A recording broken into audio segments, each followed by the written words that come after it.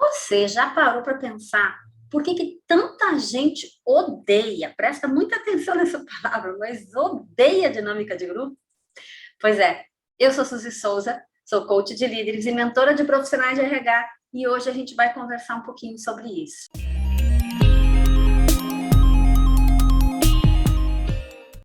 E a primeira coisa que eu quero te falar é que dinâmicas e jogos empresariais, esses jogos de empresa e tudo mais, essas atividades mais lúdicas, são ferramentas excelentes para a gente utilizar no nosso dia a dia com os clientes, tanto nas atividades presenciais quanto nas atividades online. É bem verdade que essas duas últimas, as online, ainda tem um caminho longo pela frente, a gente está aprendendo muito a fazer. Mas as presenciais, elas são bem mais comuns, então nós vamos começar por elas, que são mais tradicionais. E a gente precisa começar a pensar o seguinte, eu imagino que você, se está aqui nesse vídeo, já conhece muita gente que, quando escuta dizer que vai ter um treinamento ou uma seleção e que vai ter uma etapa de dinâmica de grupo ou de jogos empresariais, enfim, já fica desmotivado porque teve experiências ruins, teve experiências que não agregaram, e aí a pessoa já fica resistente. Pois é. Que tipo de experiência? Eu já vi de tudo um pouco, eu vou trazer aqui 4 que são, na minha cabeça, as mais comuns. Primeira, que a pessoa diz assim, sim, o instrutor, ele deu uma brincadeirinha lá pra gente, aí eu vi que ele ficou lá no telefone, foi telefonar, foi falar com alguém, estava no WhatsApp, sei lá. Então, essa é a primeira. Uma segunda coisa que eu escuto muito é as pessoas dizerem assim, a gente tinha que fazer um negócio tosco lá, nada a ver com o curso, ou nada a ver com a vaga. Terceira coisa que eu escuto com alguma frequência é, um monte de gente lá que eu não conhecia, e aí me fizeram ficar andando, abraçando as pessoas, ou andando de mãos dadas com elas. E o quarto ponto, a quarta coisa que eu escuto com alguma frequência, tinha que ir lá para frente contar umas músicas lá estranhas, coisa boba mesmo. Bem, eu poderia ficar aqui falando de vários exemplos. Eu escolhi esses 4 que são os mais comuns. E eu até imagino que você já deve ter ouvido coisas desse tipo diferentes. Deixa aqui embaixo nos comentários para eu saber o que você já ouviu também.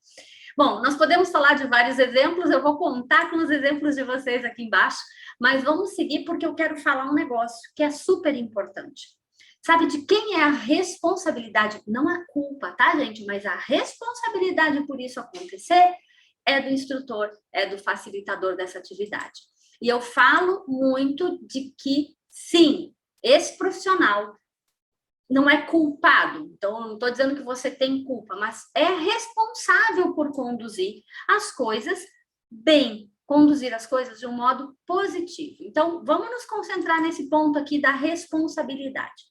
Quando nós temos um grupo aí para trabalhar uma atividade como essa, a primeira coisa que a gente tem que entender é que nós vamos poder tornar tudo muito mais rico, muito mais gostoso para as pessoas, interessante, divertido, didaticamente adequado, se nós tivermos aí alguns cuidados básicos, que são cuidados do ponto de vista conceitual mesmo, mas que a gente nem sempre presta atenção.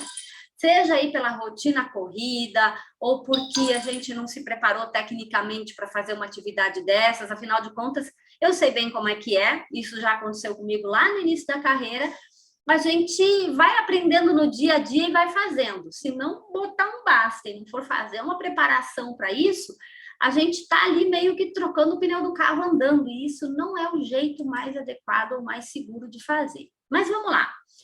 Vou trazer aqui 5 pontos importantes para a gente observar. O primeiro deles, os grupos, e perceba bem isso, os grupos eles têm fases, eles têm momentos distintos, e esses momentos distintos fazem com que a gente possa ou deva escolher determinadas atividades. Algumas vão ficar muito melhor do que outras, e muitas vezes o nosso erro ele vem exatamente daí. Então, precisa se atentar para a fase do grupo, para o momento distinto que esse grupo está passando para poder acertar na escolha da atividade.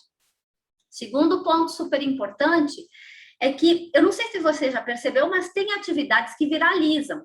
Exemplo, preciso de uma atividade de liderança. Aí vem 4, 5 pessoas sugerem a mesma atividade. E aí você vai usar. Bem, um profissional foi falando para o outro, a atividade está lá, virou meio que moda, porque é incrível, porque é fantástica, porque é excelente. E aí as pessoas que vão participar dos processos ou dos cursos assistem, participam da mesma coisa em vários lugares. E para elas já fica muito sem graça, mas muito sem graça. Fica para a gente, imagina para elas, né? Então, nós profissionais precisamos nos atualizar, aprender mais a respeito de cada etapa das atividades de desenvolvimento, das atividades de captação de pessoas e também aprender, olha isso que é importante, aprender a criar nossas próprias atividades para não cair aí nessa vala comum e as pessoas não ficarem chateadas por estarem fazendo mais do mesmo. E pior, sendo avaliadas por isso, né? Terceiro ponto que eu acho que é super importante. Não dá para a gente ficar só pedindo dinâmica nos grupos de WhatsApp. Eu confesso que eu fico irritada com isso, tá, gente? Precisa especificar o objetivo, quantas pessoas, qual o contexto, essas coisas assim, para a gente poder receber boas indicações de atividades a fazer. Eu não costumo pedir, compartilho mais do que peço, é verdade. Mas é muito importante que você diga exatamente o que quer, porque alguém tem uma dinâmica de liderança, gente, eu fico enlouquecida com isso, tá? Liderança é um tema amplo. O que exatamente de liderança? O que você quer provocar nas pessoas? Que reflexão você quer tirar dali? Qual é o objetivo de aprendizagem?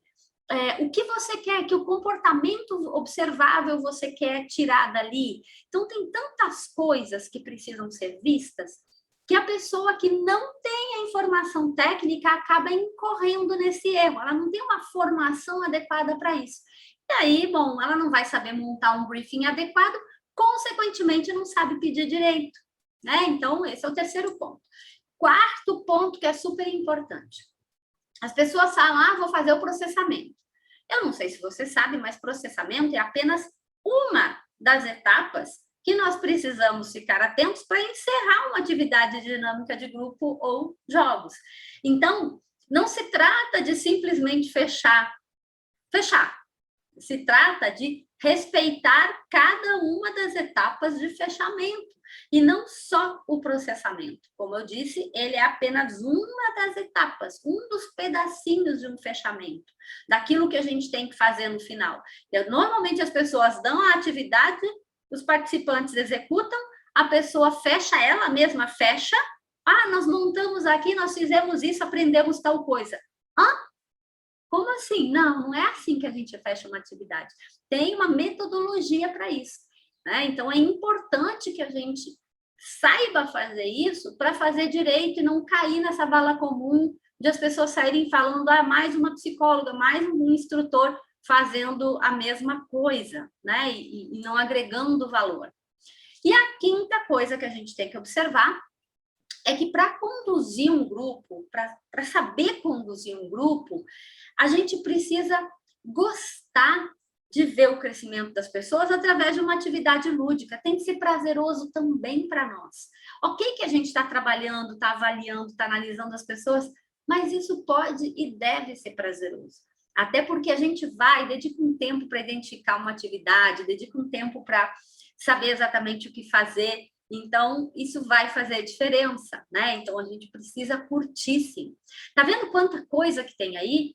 Aqui no vídeo, para não ficar enorme, eu falei aí de 5 pontos, tá? Inclusive, se você quiser saber mais algumas coisas, escreve aqui embaixo no comentário que eu vou adorar ouvir, né? Eu vou adorar ler o comentário de vocês.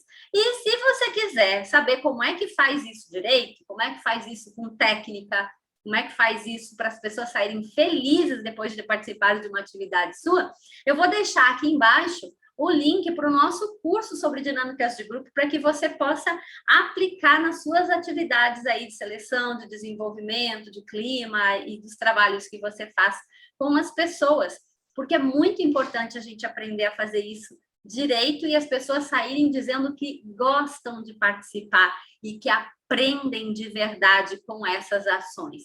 Então, eu vou deixar aqui embaixo o link para que você possa conhecer, ok? Eu sou Suzy Souza, mentora de profissionais de RH e coach de líderes, e a gente vai se ver no próximo vídeo.